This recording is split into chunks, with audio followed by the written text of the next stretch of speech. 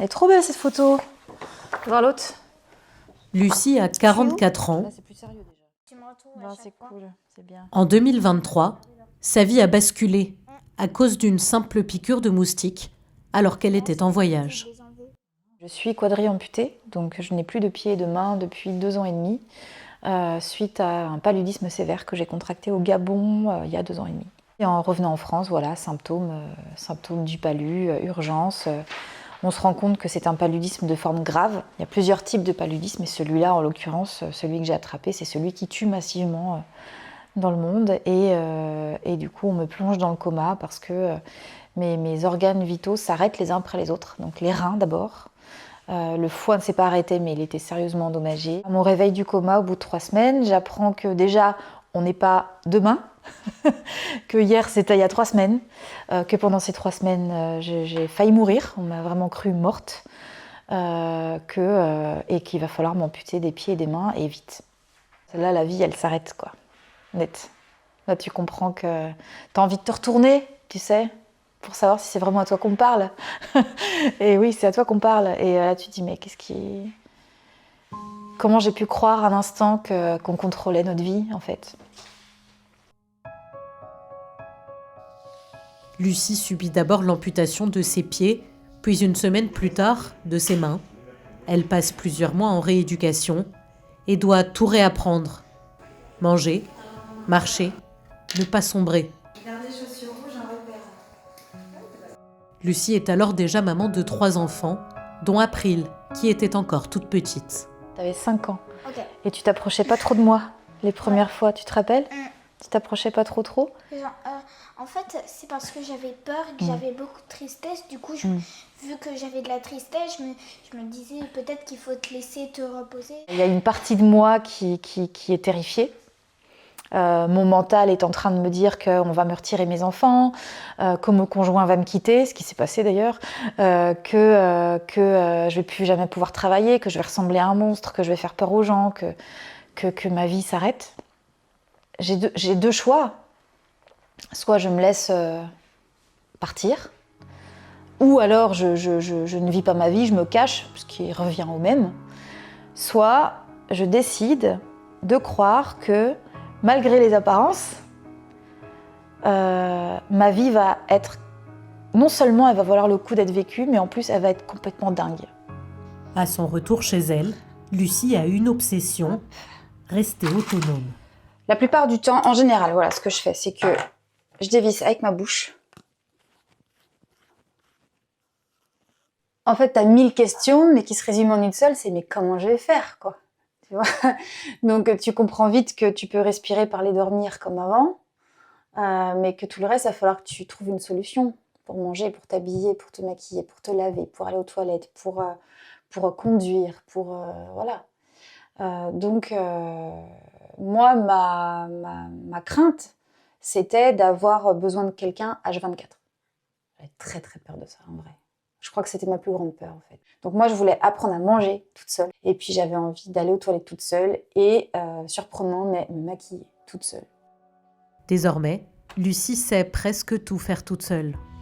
Son prothésiste, Silvio, y a d'ailleurs toujours veillé. Il lui fait essayer aujourd'hui sa nouvelle paire de prothèses. C'est bien. Ouais. Moi, c'est mes pieds que je viens chercher quand je viens ici. C'est pas rien. faut se rendre compte un peu, en fait. J'aime bien avoir un truc qui me plaît parce qu'en fait, l'été, je me cache pas. Tu vois? Je mets pas un pantalon pour cacher mes jambes, quoi. S'il fait chaud, bah voilà, moi je me mets en short comme tout le monde. Tout est fait aux besoins du patient. Et donc, ça prend énormément de temps à régler, à peaufiner. C'est comme une voiture de course. En fait, on met du temps à la régler. Bon, en plus, Lucie, c'est une voiture de course. Hein. Go? On va pouvoir marcher. Ouais. Je vais t'emmener un peu vers l'avant. Ok. Tic-tac, tu es entre 2 crans. Et il est Ah, à ok. droite. Il n'y a rien qui l'arrête. Donc, depuis le début. Et depuis le début, on savait qu'on pouvait faire plein de choses. Et on voit qu'elle a quand même une grande mobilité, beaucoup d'équilibre, une grande facilité à se mouvoir. Et si moi, si je la limite, bah, du coup, elle va être frustrée. Et on sait ce que c'est que la frustration, surtout chez quelqu'un qui est quadruple amputé, bah, il reste chez lui, quoi. Et que s'il reste chez lui, il bouge plus, il rencontre plus personne, et donc c'est la limite. Donc on doit aller lui donner le maximum de mobilité jusqu'au possible. Bon là, ça tient ? Là Ouais. Ça tient. Il n'y a pas toujours des jours comme ça, tu vois. Il y a eu, alors ça a été rare, mais il y a eu des moments, des jours, des séances qui étaient dures, tu vois. Des séances où je me rappelle des jours où j'étais dégoûtée, parce que c'était à une époque où je n'avais pas compris que la limitation physique peut te propulser mentalement dans bien autre chose, en fait, et peut donner une nouvelle dimension à ta vie. Une dimension internationale. L'an dernier, Lucie était l'un des visages des Jeux paralympiques. On bascule dans le tableau My Ability. J'ai un corps qui a survécu. Il ne ressemble plus au code de féminité, mais pour moi, c'est le plus fort et le plus beau.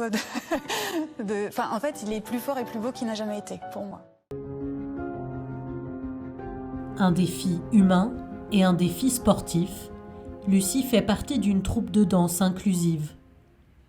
Elle s'est aussi lancé le défi d'atteindre des sommets. Cet été, ce sera le Mont Blanc. Une ascension particulièrement difficile pour une quadrille amputée. Plusieurs fois par semaine, elle se prépare, sans relâche. L'idée, c'est de garder l'habitude, 3 heures par semaine minimum, de faire de la marche en pente, voilà, pour se préparer aux ascensions. En même temps que tu montes, tu as tous tes doutes qui te traversent, tu vois, est-ce que je vais y arriver ?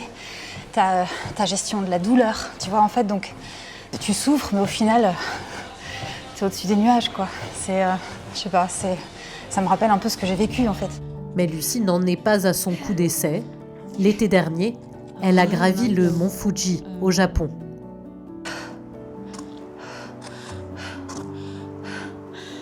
Je sens quelque chose qui a besoin de sortir, mais je ne sais pas quoi. Et là, je réfléchis. En fait, je réfléchis plus, je débranche total. Je marche et je marche vite. J'ai besoin d'y aller, en fait. Il faut que j'y aille. Je me sens, mais portée. Je me sens appelée. Il faut que j'aille là-bas, quoi.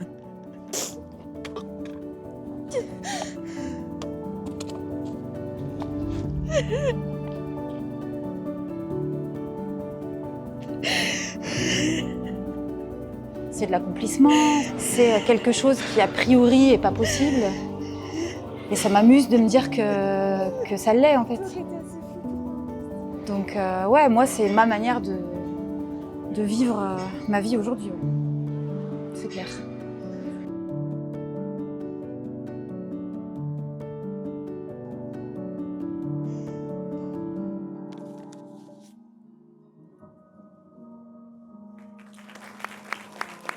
Cette aventure extraordinaire, elle la raconte au grand public. Lucie est devenue conférencière. Aujourd'hui, elle intervient dans un collège de Vendée. Ça va ? Au départ, les autorités japonaises ne voulaient pas nous laisser faire. Donc on a dû fournir des tests médicaux. C'est pour ça que je suis allée à l'hôpital olympique à Genève. Parce qu'en fait, ils nous ont dit, mais il n'y a jamais personne qui a fait ça. Donc au départ, ça a été compliqué. On a mis 6 mois à avoir les autorisations. Ouais. Quand on n'a pas de pied, pas de main, en fait, c'est comme si on montait le mont Fuji debout sur des échasses. Vous avez déjà essayé les échasses ? Personne n'a essayé les échasses ici ? Ouais. Bon, voilà. Donc, on s'habitue, exactement. En fait, tu sais, on s'habitue à absolument tout. Et c'est aussi ça que je suis venue vous dire aujourd'hui. Moi, j'ai cru, il y a 2 ans et demi, que quand on m'a annoncé que j'allais me faire amputer des pieds et des mains, j'ai cru que ma vie allait être finie. Je me suis dit, je suis foutue. Et donc, c'est pas du tout ce qui s'est passé. Et du coup, je passe le message. Le message, c'est quoi ? C'est des fois, on croit qu'on a des problèmes. On croit dans la tête qu'on a des limites, qu'on ne pourra pas faire ça, parce que ceci, cela, qu'on n'a pas le temps, qu'on ne sera pas capable, que les gens ne croient pas en nous, que personne ne va nous aider, qu'on est trop nul, qu'on est trop moche, qu'on est trop gros, qu'on est tout ça. Et en fait, si on décide de ne pas croire cette petite voix horrible qu'on a dans la tête, ou si on décide de ne pas croire ce que peuvent dire les gens, et si on y croit extrêmement fort, il peut se passer des choses absolument incroyables. Mais en vrai, voilà, moi j'adore ma vie. Quand j'ai envie de faire quelque chose, je le fais. Quand ça me semble impossible, je le fais encore plus. Je comprends un peu ce qu'elle dit quand elle parle de la voix dans sa tête et tout. Et qu'elle a réussi à, malgré tout ça, elle n'a pas écouté. Et elle est allée, elle a fait ce qu'elle voulait. C'est un beau message, c'est Ça prouve qu'on peut toujours réussir ce qu'on veut entreprendre, on n'a pas de limite. On se plaint de petites choses alors qu'il y a beaucoup plus grave et de voir qu'elle relativise comme ça, c'est hyper émouvant. J'ai compris 1 an et demi après tout ça, donc il n'y a pas si longtemps, hein, il y a 1 an, j'ai compris qu'en fait, le cadeau que ça a été, ce truc-là, alors c'est bizarre de dire que c'est un cadeau parce que quelque part c'est le plus grand drame de ma vie sur le papier. Mais en fait c'est le déclic que j'ai toujours attendu. J'ai compris avec le quotidien ce que c'était qu'une vraie limite. Ce qui me motive à venir ici, c'est que j'aurais aimé qu'on me dise ça quand j'avais 15 ans. Peut-être qu'il y en a, ils vivent déjà une différence qui est difficile pour eux à porter. Peut-être que dans leur vie, ils vont vivre une différence qui sera difficile à porter. Alors c'est peut-être un moyen, encore une fois, ma petite pierre à l'édifice, de dire voilà, moi je suis comme ça, je suis pas comme vous, mais je suis comme ça, et c'est vraiment ok pour moi de me montrer. Parce que je suis pas que un corps sans pied, sans main. Voilà.